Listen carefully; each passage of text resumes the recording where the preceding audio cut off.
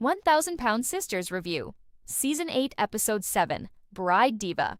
The fan-favorite series 1,000 Pound Sisters will premiere a brand new episode of Season 8 on Tuesday, February 17th, 2026, on TLC Tonight.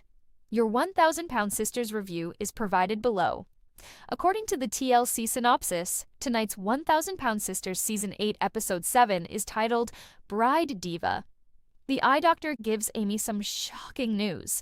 The family travels to New Orleans, and when they surprise Amy, she is rendered speechless. Andrea looks for a way to address Tammy's deteriorating mental health. Therefore, be sure to bookmark this page and return for our summary of the 1,000 Pound Sisters. Check out all of our television news, spoilers, recaps, and more right here while you wait for the recap. Tammy's attitude was deteriorating in tonight's episode of 1,000 Pound Sister. As a result, she was pushing many people away. Despite her best efforts, her companion was unable to persuade Tammy to accept assistance.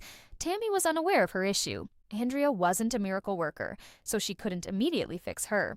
Tammy required expert assistance. Not long ago, she accused Brittany of being untrustworthy.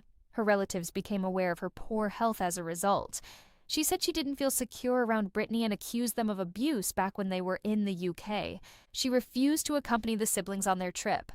Amanda's health also prevented her from going. Chris then extended an invitation to Brian. Amy was engaged to Brian. They shared a home. Only her family still harbors misgivings about him. Amy entered the relationship too quickly, and until Brian had been dating for a few years, no one was thinking about him. Mandy has 10 years. They weren't treating him fairly. Additionally, they had no intention of bringing Brian along on this trip to New Orleans. Only because he had already rented out the RV did Chris decide to change his mind. In the hopes of getting all the siblings on it, he booked a big one. He made room because half of them were no longer coming. Now there was room for Brian. Additionally, Chris would have the opportunity to speak with Brian directly. They never had a conversation. Chris doesn't know Brian well. At last, he was willing to get to know him. Even though he had a self-serving motive, it was real. Chris was willing to speak with Andrea. This journey would allow him to speak with Brian. The drive to New Orleans wasn't quite as unpleasant as he had anticipated. They learned that Amy was doing well. Amy visited an ophthalmologist. She has always been informed that by the time she becomes 35, she will be blind. She was 38 years old now. The one decent eye was still open for her to view. The bad eye only gave her a peripheral vision. She saw a doctor, though, because she wasn't as blind as they said. Amy's mother slept with cat litter beneath her bed during her pregnancy, which is why her eye was the way it was. Because cat feces contained bacteria that could harm the unborn child, it was a big no-no, just like it did with Amy. In order to find out if there was anything she could do to save her vision, Amy made the decision to consult a specialist. She was told she was fine by her doctor. Amy's eyesight in one eye can be improved by wearing glasses, and she could get behind the wheel. The eye specialist was convinced that she would soon be able to support herself, and a surgery was performed to rectify her patrial vision. Amy had a more promising future now. She has abilities she never imagined having. When she told the folks in the RV about it, they applauded. The fact that she could have surgery pleased them. All they wanted to do was find out when she drove by herself so they could avoid it till she reached her destination. Andrea needed assistance back home. She has no relatives. She allowed Tammy to be everything to her, and now Tammy was betraying her. Andrea attempted to seek assistance from Chris. He believed that once Tammy and Amy reconciled, everything would be settled. It never happened. Tammy's anger just increased. Tammy needed real assistance with her issues. She had to see a specialist. On one occasion, Tammy became so enraged at Andrea that she tore the closet doors off. She tore the hinges off of them. That was too much for Andrea to handle. If she stays, she will actually be staying to be mistreated. Andrea believed that Tammy might be persuaded to attend therapy by her mother. Tammy is only unknown to that woman. Tammy wasn't her child. In this circumstance, she was of no assistance. The way she described Tammy as typically suppressing her fury made her act as though she had never met her. She did not assist Andrea. In the end, Andrea and Tammy had an open discussion. She explained the situation to her, their connection. The poor woman could no longer sustain leg wounds from the stress, so it was either she got aid or they called it quits. The trip wasn't going well for the one person it was meant to be about down in New Orleans. This trip was supposed to be a celebration of Brittany's weight loss, but she wasn't having fun. As she requested, they took the horse-drawn tour. Before long, it was about someone else. Amy became the focus. In order to reduce the chance of being bitten by a new animal, Amy chose to sit far at the rear of the carriage. Amy had a better time on the trip than Brittany. She adored the Boulevard's artists. 5 minutes later, the others were bored. After that, they went on a cuisine tour. The food was a hit with them. Despite her nausea, Amy forced herself to eat the beignets because they were worth it.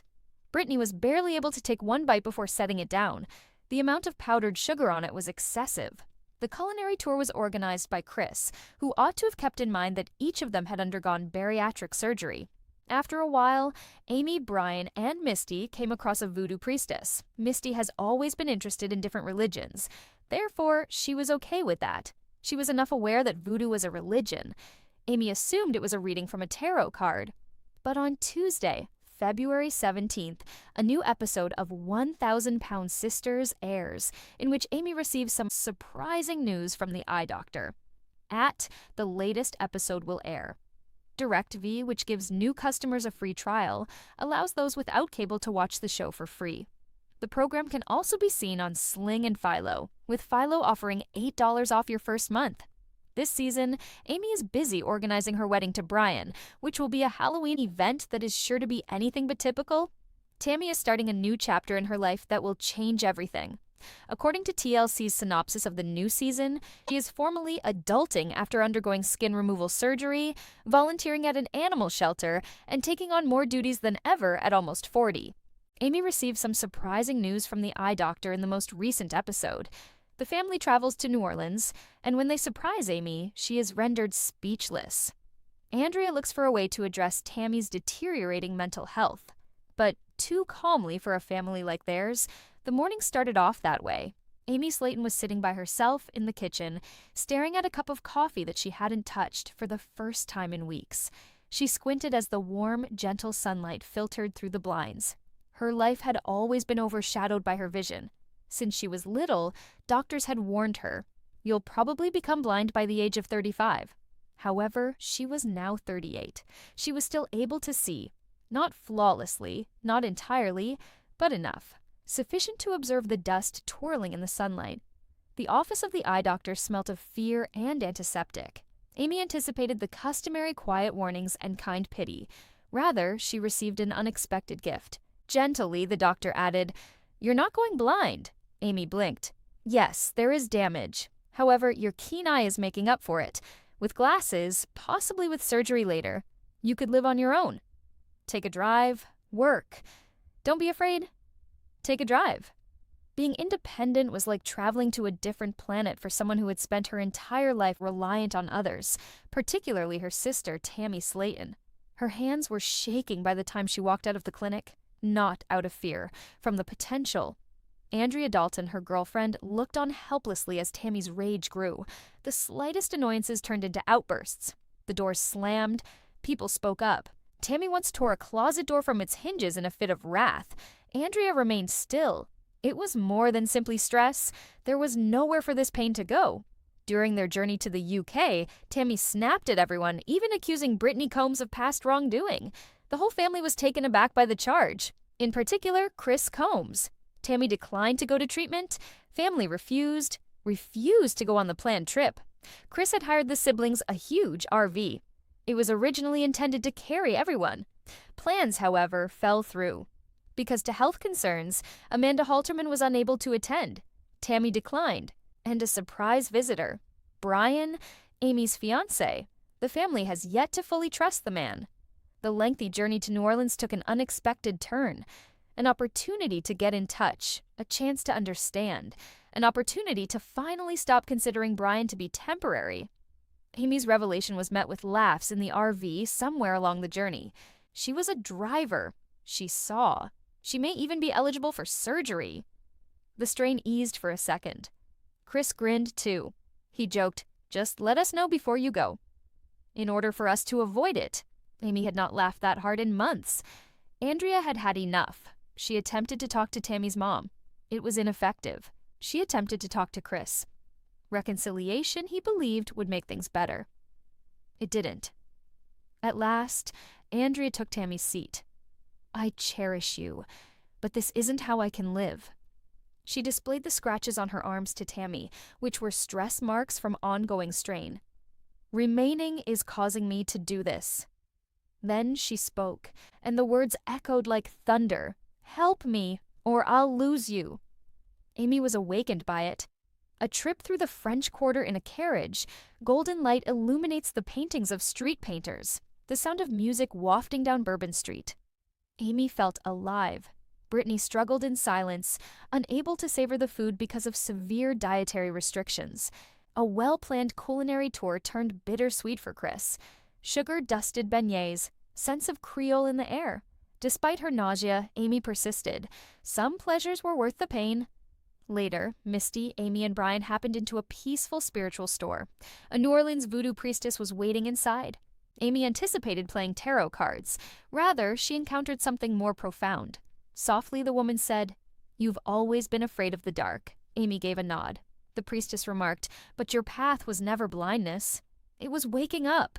The room was silent. "It was about holding on to the hope that you would lose it." Amy sobbed, not out of melancholy.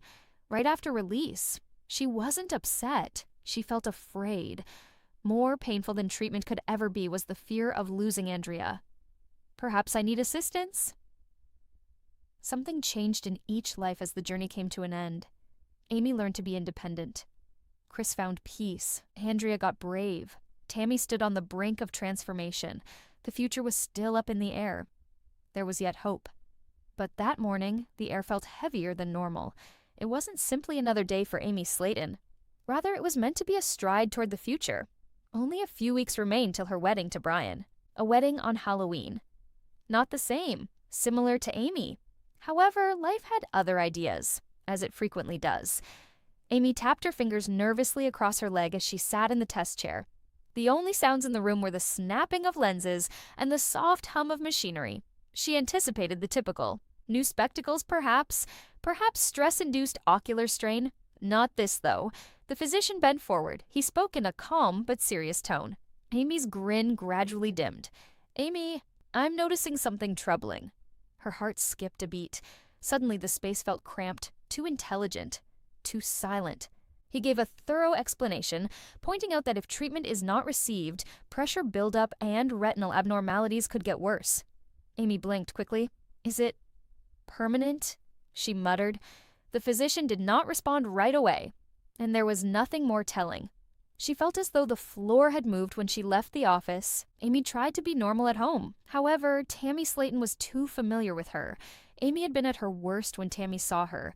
She understood what it was like when your body betrayed you because she had gone through her own struggles, from survival to skin removal surgery. Tammy made no recommendations. She made no attempt to rectify it. She simply extended her arm to grasp Amy's hand. That was sufficient at times.